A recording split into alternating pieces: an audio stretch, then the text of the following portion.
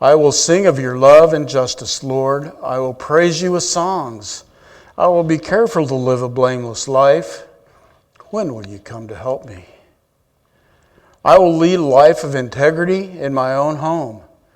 I will refuse to look at anything vile and vulgar. I hate all who deal crookedly.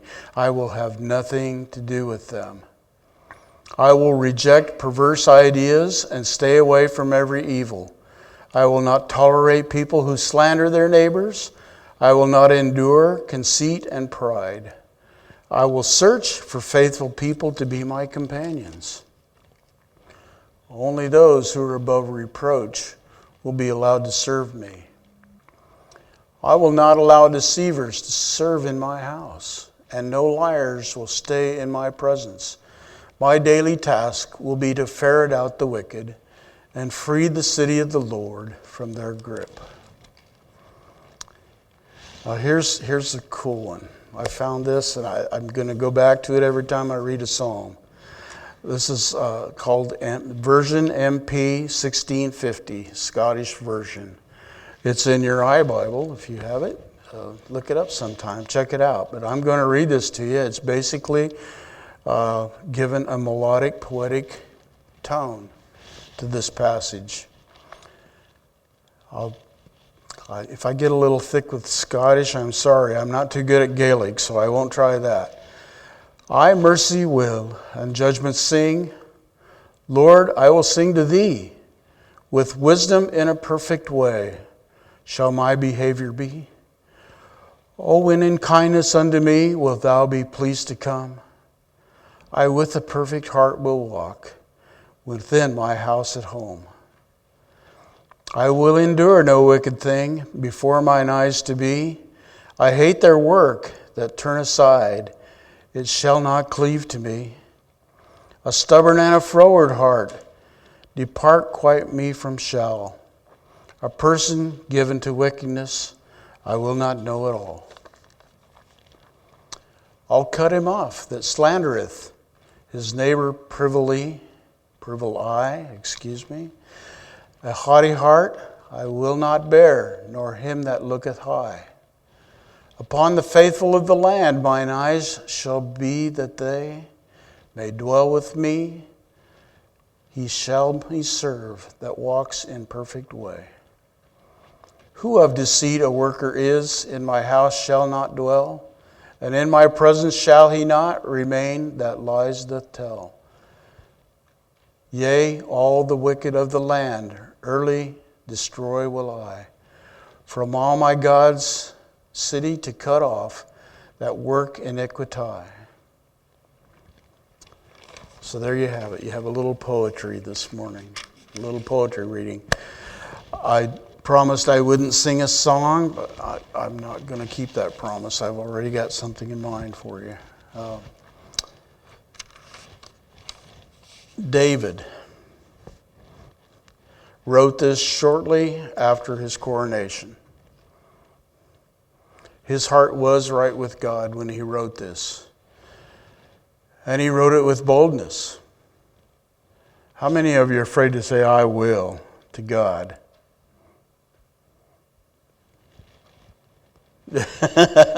I sometimes am, yes, I am. C.H. Spurgeon said,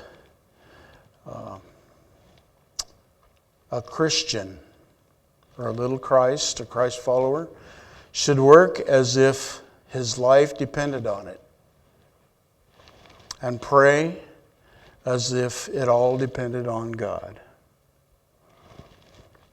David, when he wrote this, like I said, his heart was right with God. He failed at this because when his heart was not right with God. I think we struggle with that every day. I do. It's something we need to reflect on quite often. When you begin to see how amazing God is, when you get to know Him, and you start surrendering Him and being obedient to His Word, it becomes a no-brainer. You know, that I know what I need to do. And it's okay to say, I will. if we know it's in God's will. First, we want His will to be our will, not the other way around.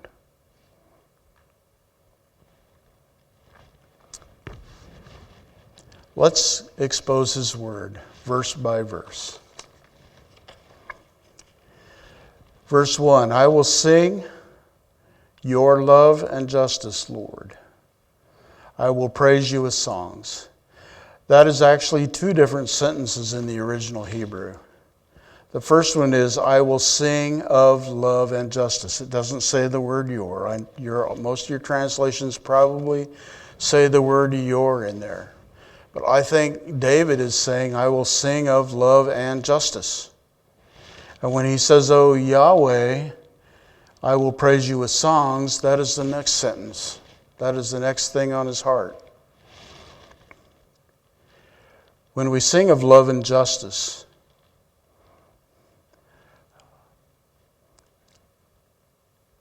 I don't think it is just about God's love and justice. I think we need to sing about love and justice in our own lives. Are we loving? Are we just? We need to ask ourselves that. Every relationship we have depends on these two things. Are we judgmental? Or do we just seek justice? There's a difference. I'll let you ponder on that for a little while. But that's another rabbit trail. That's another sermon. I told the pastor and I agreed every single line in this passage deserves its own sermon. Justice. What about justice? It's Psalms 99, if you pull that up. Verse 6 starts with Moses and Aaron were among his priests. Samuel, who called on his name, they cried to the Lord for help, just like David did here. And he answered them. And he spoke to Israel from a pillar of a cloud, and they followed his laws and decrees he gave him.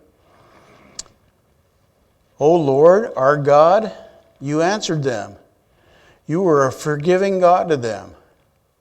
But you punished them when they went wrong. So God is just in our lives too.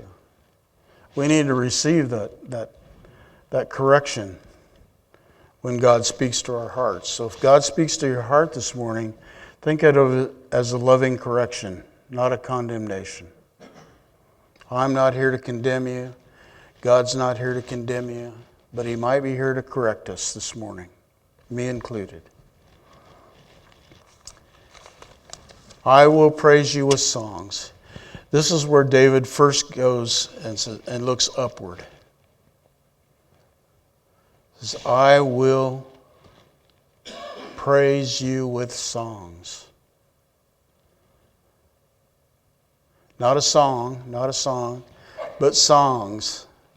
In other words, this is something I think David did all the time. How else did he have time to write all these words, all these songs? You know, he must have done this every day, before he was a king and after he was a king. It just amazes me how he can do that. He's very poetic and very heartfelt in his writing. The next thing he does is turn inward. He says, I will be careful to live a blameless life. I will be careful to live a blameless life. Note that he doesn't say, I will live a blameless life. He knows himself better than that. But he's promising God that he'll be careful.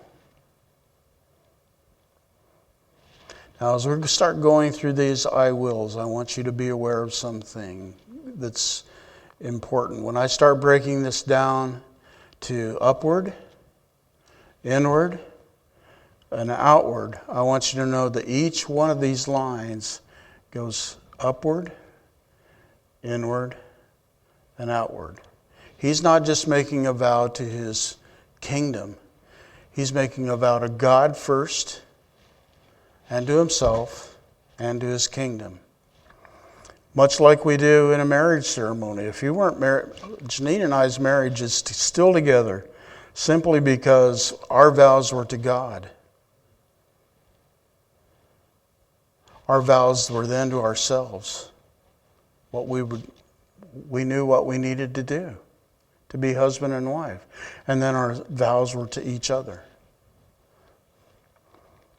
When a pastor comes to a church, it's much the same thing. He's giving his life to his church, but at the same time he's giving his life to God, but he's also working on himself at the same time. He's fulfilling God's purpose in his own life. So when you say to be careful to live a blameless life, that's a big I will, people. That's a big one. But as you begin to go down through these things, you'll see that living a blameless life is inclusive of all these things that he's talking about. He's giving you a goal here, and then he's telling you how to do it. He's telling you how he's going to do it, and he's telling you how he wants his people to do it. And then there's the big but. Yahweh, when will you come to help me? Well, back then it was different. The culture then was different. If you wanted to have an ear with God, you had to go to Him. You had to go to the temple. You had to go to a priest. You had to depend on that priest to take your sins to God. When people had a dispute, you had to go to a priest and say, "Well, what does God say about this? What is His will in solving this problem I have?" So it's unusual for David to have said this. God, when will you come to help me? It could be, some scholars, my cross-references indicated that this might be a time when a plea because David had tried to bring the Ark of the Covenant to the city, to the tabernacle, and it failed because the people that he had sent had failed. They did not have the proper instructions, and they didn't carry out wisely, and the ark ended up getting stuck in some village far away from the city. It could be that he was thinking about that when he wrote that. But it has great symbolism regardless. When will you come to help me? Well, I'm here to tell you, brothers and sisters, that God has come to help us already. He is here. You have no excuse. You don't have to go to Him. You don't have to wait for the bus to come. The bus is here.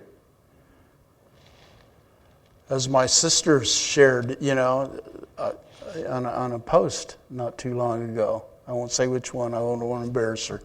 But I borrowed the analogy because it stuck with me. If you're waiting for the bus to come, guess what? It might pass you by.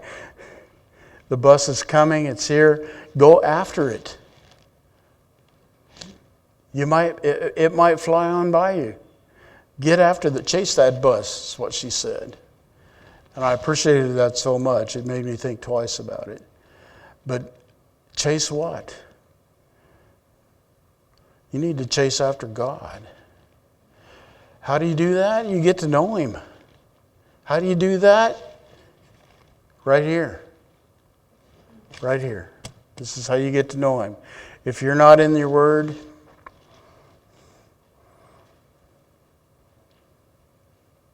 you may miss the bus. Then he goes on to say the same thing again. I will live a life of integrity.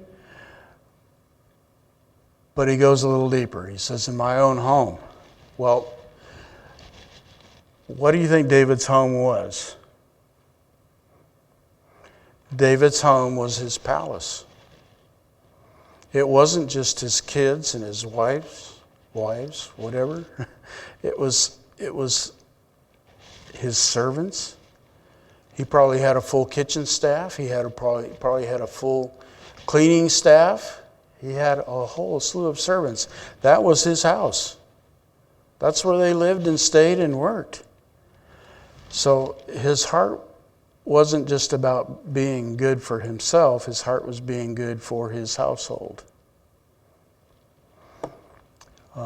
Your household, you need to think about what that means to you. Is it just your family? I think not. I think it's your friends, it's your church. This is our family. We call us family all the time. This is our family, so this is our household. It's important that you do these things in your physical household, but our household is our family of believers. We're the church. How do we do that? The first thing he comes up with is one that is the hardest for me. It still is, and probably always will be. I don't want it to be. I want to say I will refuse to look at anything vile and vulgar, but it is so hard. One of my favorite TV shows starts with a Y. And I'm not going to say what it is because I don't want to convict you too, but it's probably one of the most vile and vulgar shows on television. I struggle with it too, people. But I want His will to be my will. I want to put that in check. And I want to run after God to help me solve this problem. So I confess that to you today.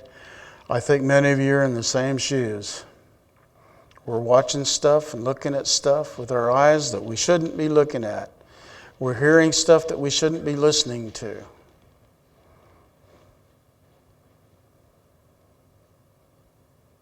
We learned in our prayer time this morning that it's garbage. And the word for that is poop. I didn't know that. That was good. That's how we need to be treating that stuff. And I need your prayers as much as anybody in this area. I hate all who deal crookedly. That's an easy one for me. I don't want to have anything to do with somebody. Be careful of your business relationships.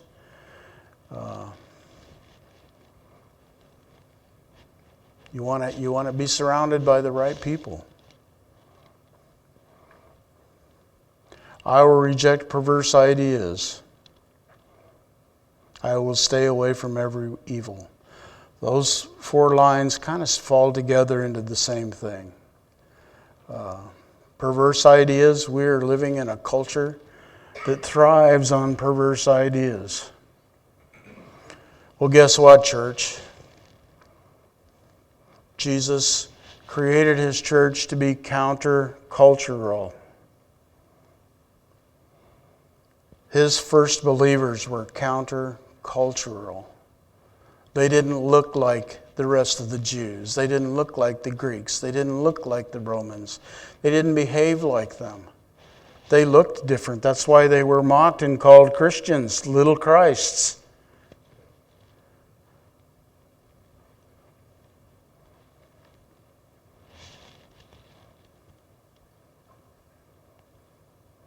I will not tolerate people who slander their neighbors.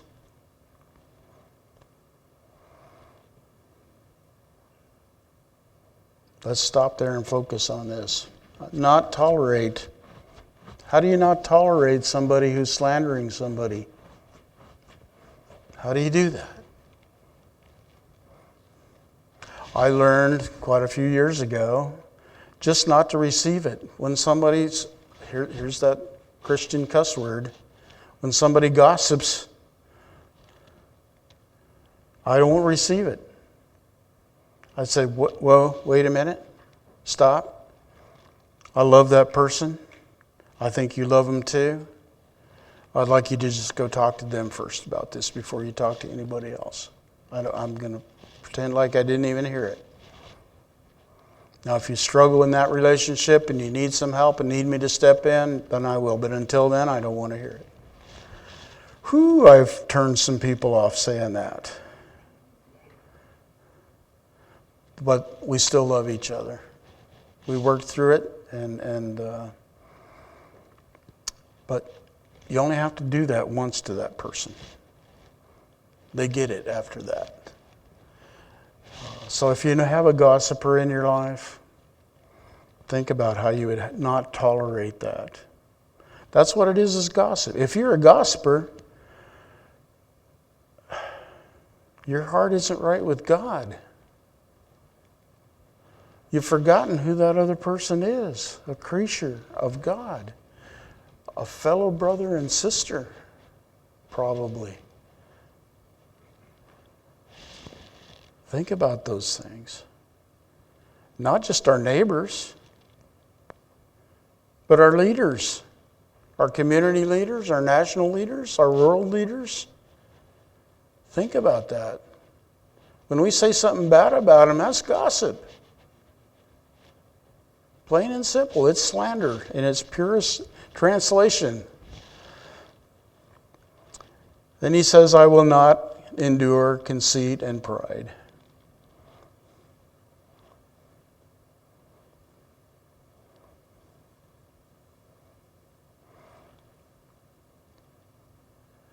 I have a hard time believing David could say these words. In the position he was in the perfect position to be proud of all that was going on around him. He had a whole kingdom. He had God's authority over his people. Maybe you're in a position of leadership. Consider your hearts and the pride that those positions might bring you to. Here's a big one. We teach our kids this, but do we teach ourselves this? We've got some young people here.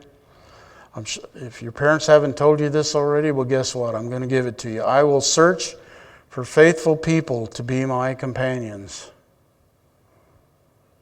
Kids, you need to be fellowshipping with Christians. You need to have friends who are Christians. Doesn't mean shut the non-Christians out at all. It means bring them in. Let them see who you are. Let them see that you're following Christ. Show them.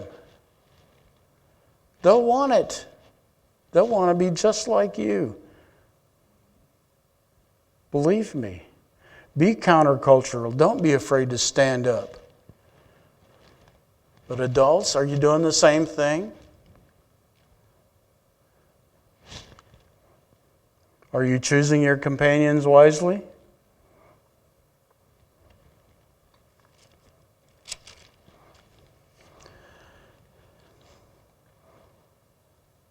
Only those who are above reproach will be allowed to serve me. These last few verses, David is beginning to shift his focus from inward to outward. He was upward first, then he was inward, and now he's focusing outward in these next few verses. He's talking about people around him and the relationships he has with them. He says, I will not allow deceivers to serve in my house, and liars will not stay in my presence. Whew.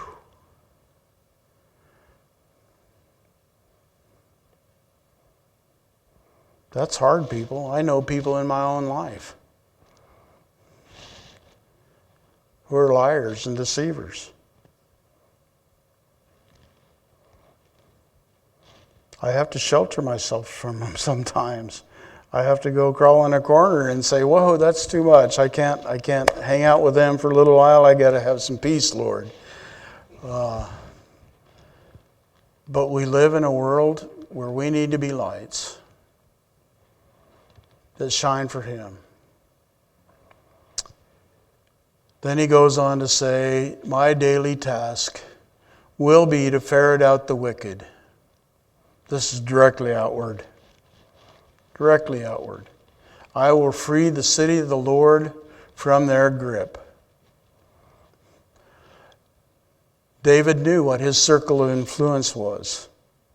He knew he had control over his city. But he also knew that there was sin there.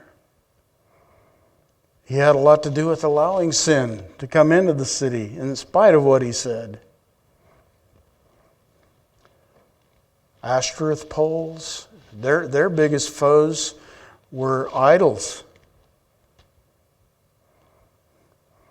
Well, I'm here to tell you our biggest foes are idols too. We just don't see them in forms of stone or wood. We see them in electronics. That's the biggest one, in my opinion.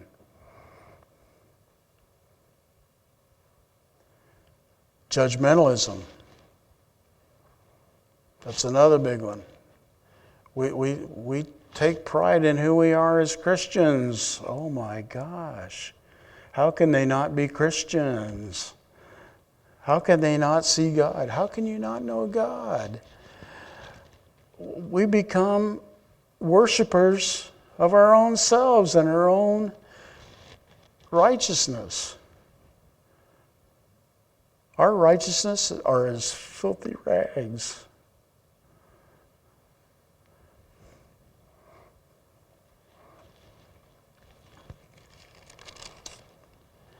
Better look at my notes. I don't want to have to miss anything before I move away from this word.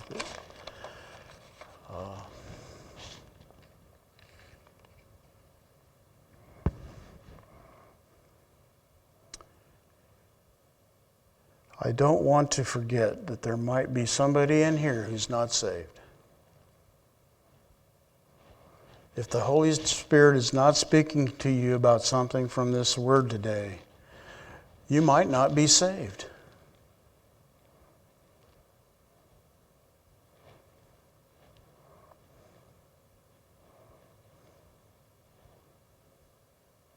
Think about that.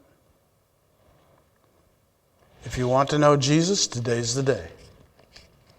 Tomorrow belongs to the devil. Today is God's day. This is the day of salvation. This is also the day of restoration. Tomorrow may not come.